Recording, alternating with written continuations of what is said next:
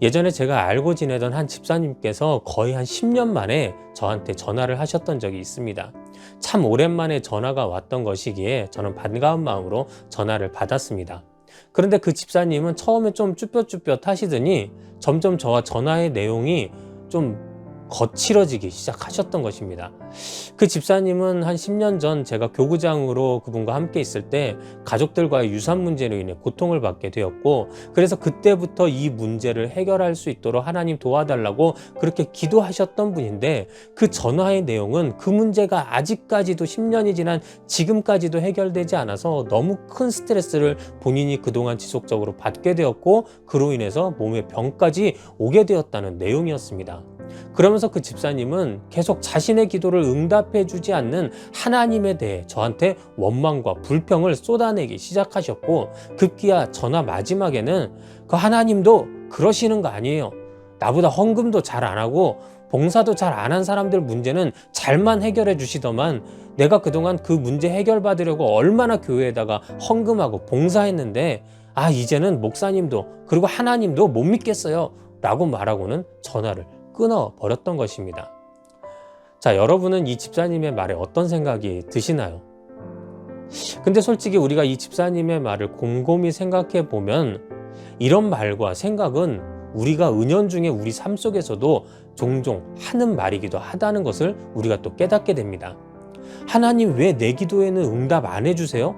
난 혹시 버린 자식인가요?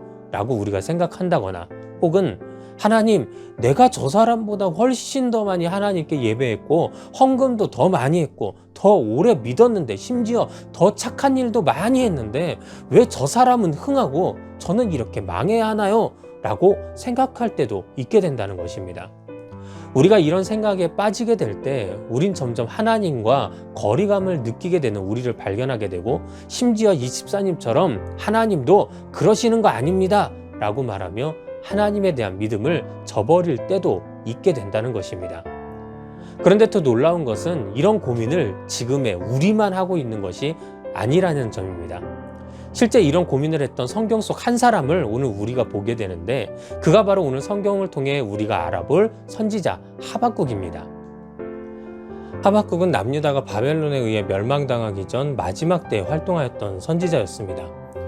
당시 남유다의 상황은 너무나도 좋지 못했는데요. 사람들은 하나님의 말씀을 등한시하여 그 말씀을 지키며 살려 하지 않았고, 그러다 보니 사회에 악한 죄악들이 만연하게 되었으며, 그럼에도 권력자들은 부패하여서 이를 바로잡으려 하지 않고 오히려 자신의 이익에 따라 이런 죄악을 허용해 주기까지 하였던 것입니다.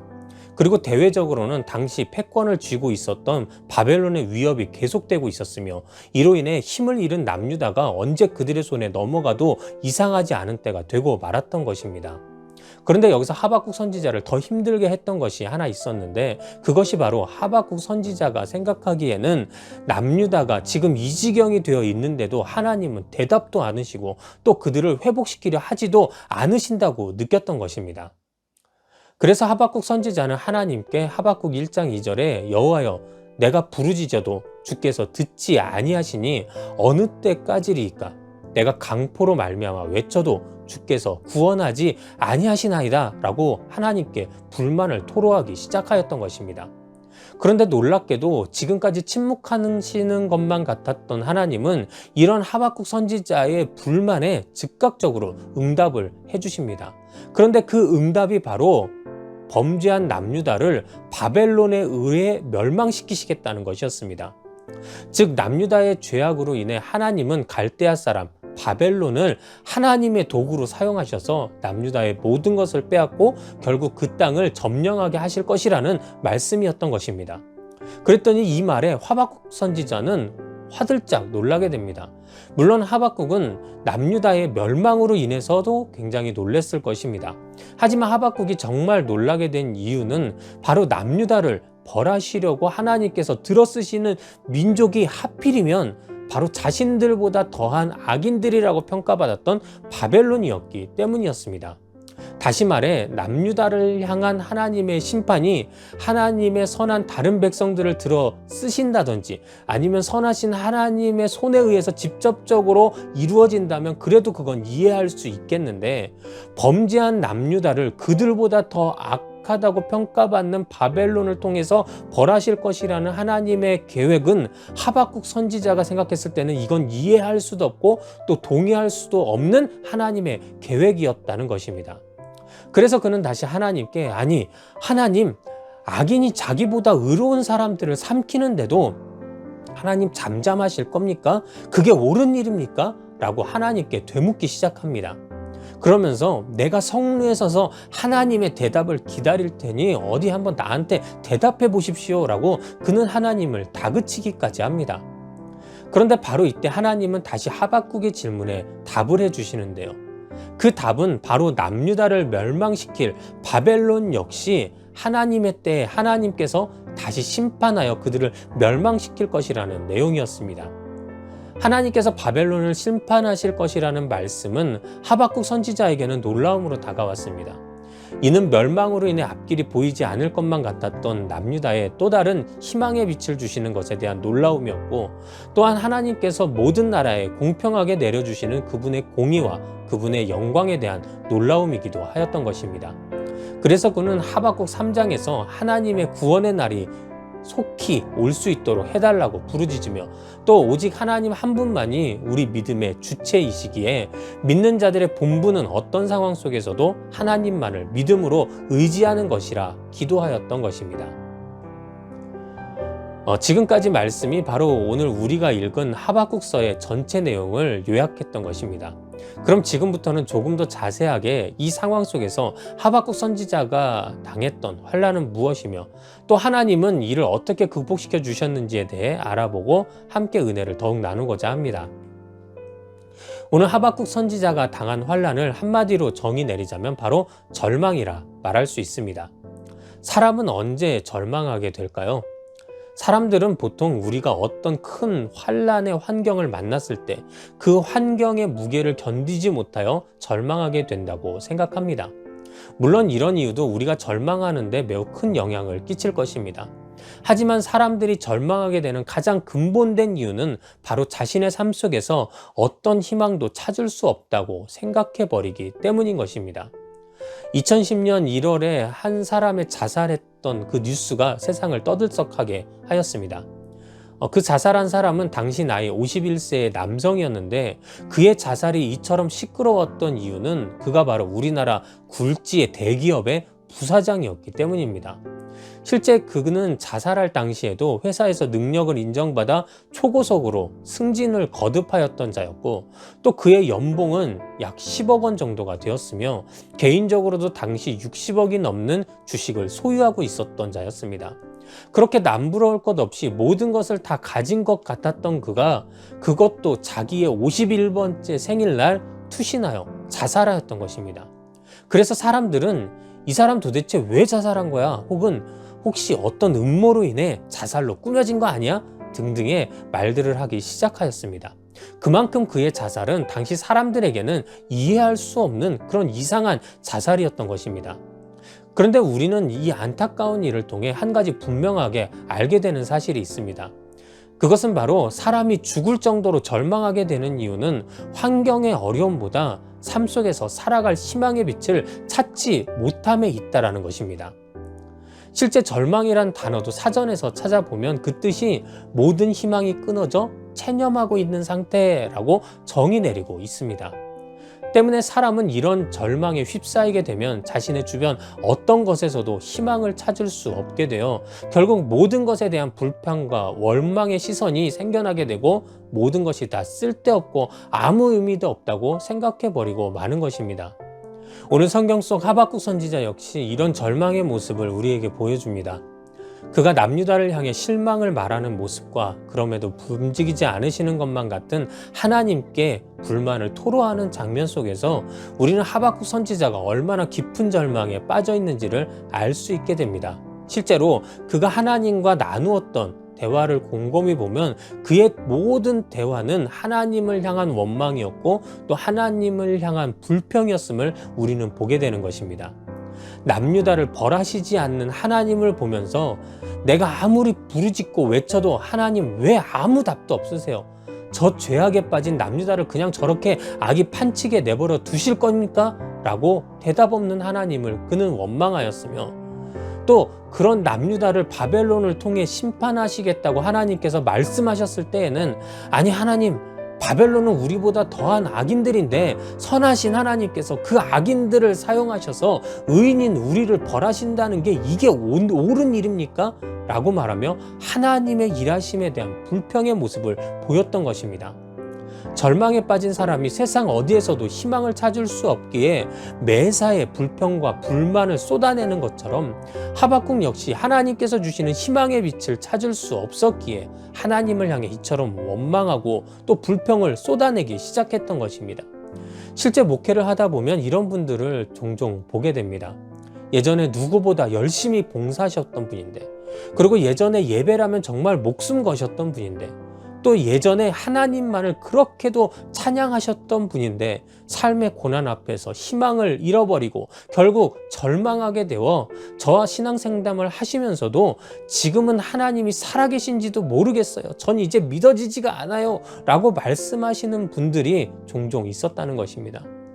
이처럼 절망이라는 환난은 우리로 하여금 하나님께서 주시는 희망을 찾지 못하게 만들고 그로 인해 결국 하나님을 불신하게 만들어 버리기까지 하는 것입니다. 때문에 믿음의 성도는 삶 속에서 이런 절망에 빠지지 않도록 늘 주의해야만 합니다. 자, 그렇다면 이런 절망에 빠지지 않도록 우리가 기억해야 하는 것, 다시 말해 오늘 성경 속 하나님께서 이런 절망에 빠진 우리를 회복시켜 주시는 방법은 과연 무엇일까요? 우리는 오늘 성경 속에서 하박국의 불평과 원망에 모두 다 응답해 주시는 하나님을 보게 됩니다. 또한 우리는 그 하나님의 응답 속에서 절망이라는 환난에서 우리를 어떻게 건져 주시는지 그 하나님의 회복의 손길을 또한 발견하게 됩니다. 오늘 하나님께서 주시는 회복의 핵심은 바로 하나님에 대한 믿음을 그 절망 가운데에도 가져야 한다는 것입니다.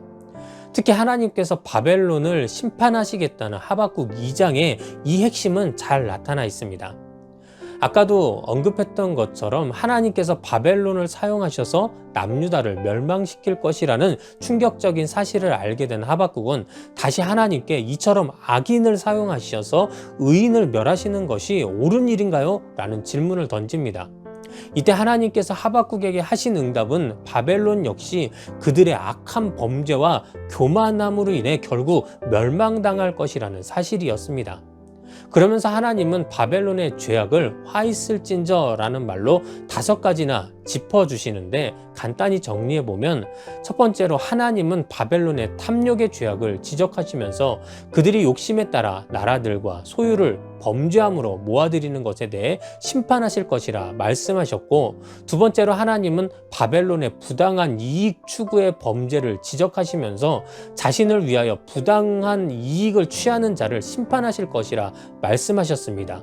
또 세 번째로 하나님은 바벨론의 수탈과 강제 노역을 지적하시면서 그들이 강제로 다른 성읍을 빼앗고 그 성읍의 사람들에게 강제 노역을 부과하였던 것에 대해 심판하실 것이라 말씀하셨고, 네 번째로 하나님은 바벨론이 이웃의 타락과 멸망을 조장하는 범죄를 지적하시면서 그들이 약소국을 업신여기며 또 이웃을 술 취하게 하여 타락하도록 만들어버린 것에 대해 심판하실 것이라 말씀하셨던 것입니다.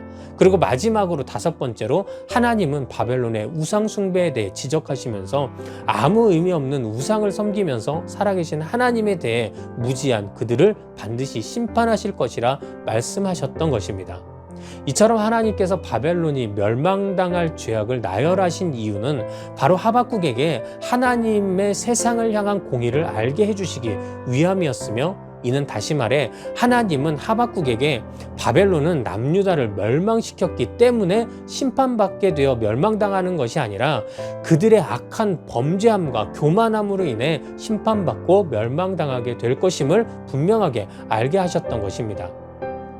그러니 지금은 악인이 흥하고 의인이 고난받는 것처럼 보인다고 할지라도 남유다가 공의의 하나님을 믿으며 하나님의 영광이 온 땅을 덮고 있음을 믿고 기다릴 때 하나님은 다시 그들을 회복시킬 것이라고 분명하게 알게 해주셨던 것입니다.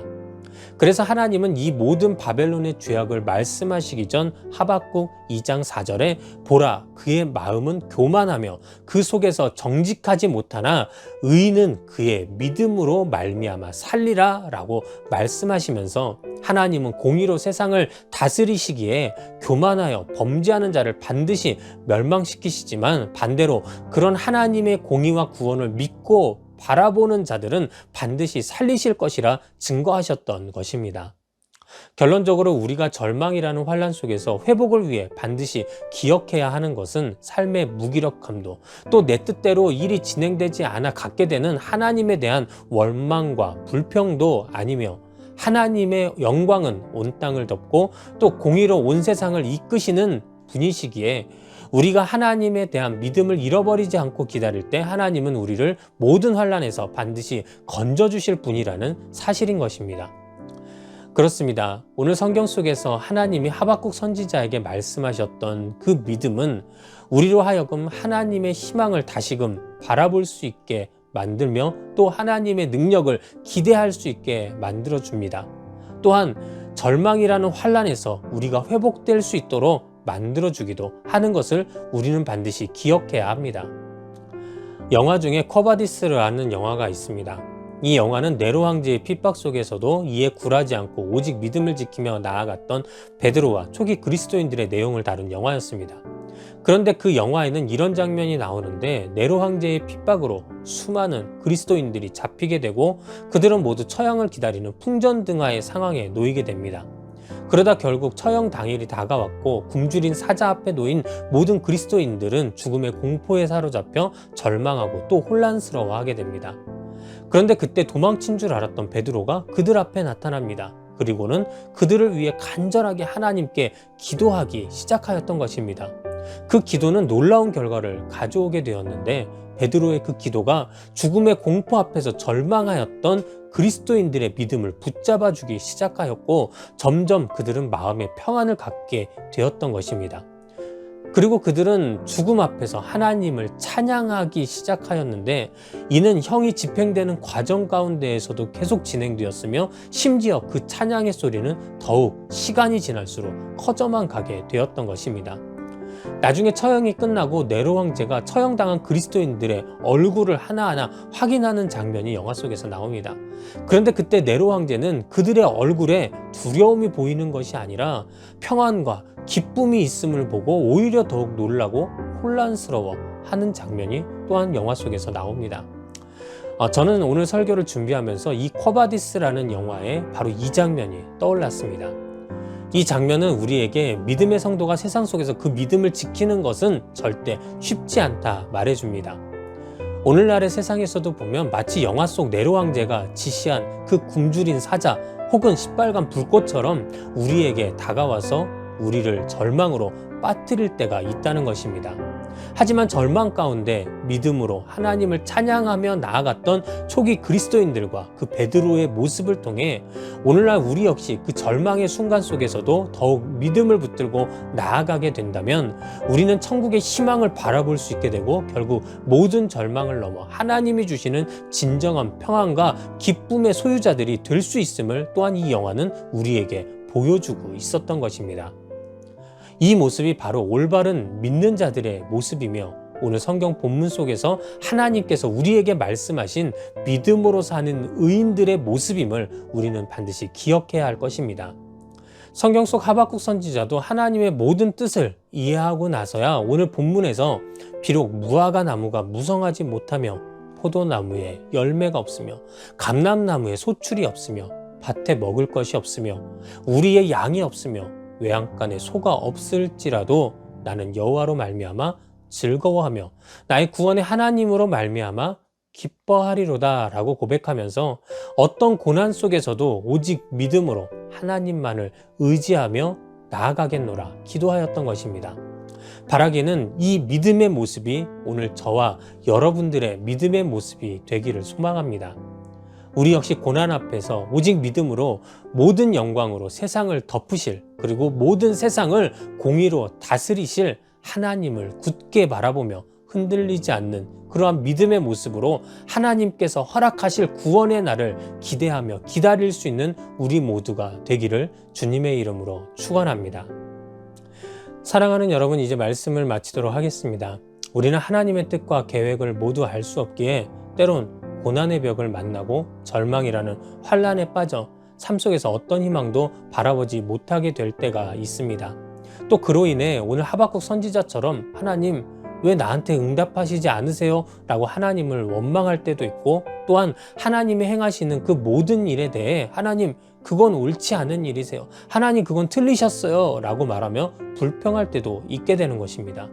하지만 하나님은 오늘 그런 우리들에게 의인은 그의 믿음으로 말미암아 살 것이다 라고 분명하게 말씀해 주시면서 우리가 자신의 기준과 방법에 따라서 하나님의 일하심을 판단하는 자들이 되는 것이 아니라 하나님께서는 그분의 공의와 영광으로 이 모든 세상을 그분의 뜻에 따라 다스리시고 공평하게 그 모든 것을 이루실 것이라는 것을 우리가 믿고 의지해야만 한다고 주님은 말씀하셨던 것입니다. 그렇습니다. 현재 나의 삶이 고난 속에 있다 할지라도 공의로 세상을 다스리시는 변함없는 하나님의 섭리를 우리는 믿어야 합니다. 그리고 우리를 끝까지 사랑하셔서 반드시 좋은 것을 주실 하나님을 우리는 또한 믿고 기다려야만 하는 것입니다. 그리고 우리가 그렇게 하나님을 믿고 나아갈 때 하나님은 우리의 그 믿음을 보시고 우리를 하나님의 때에 반드시 절망에서 회복시켜 구원하여 주실 것임을 또한 우리는 깨달아 알아야 하는 것입니다. 바라기는 오늘 말씀으로 함께 은혜 나눈 여러분들도 어떤 절망 가운데에서라도 오직 믿음으로 말미암아 살리시는 하나님의 은혜를 경험하시는 여러분들이 되시기를 주님의 이름으로 축원합니다.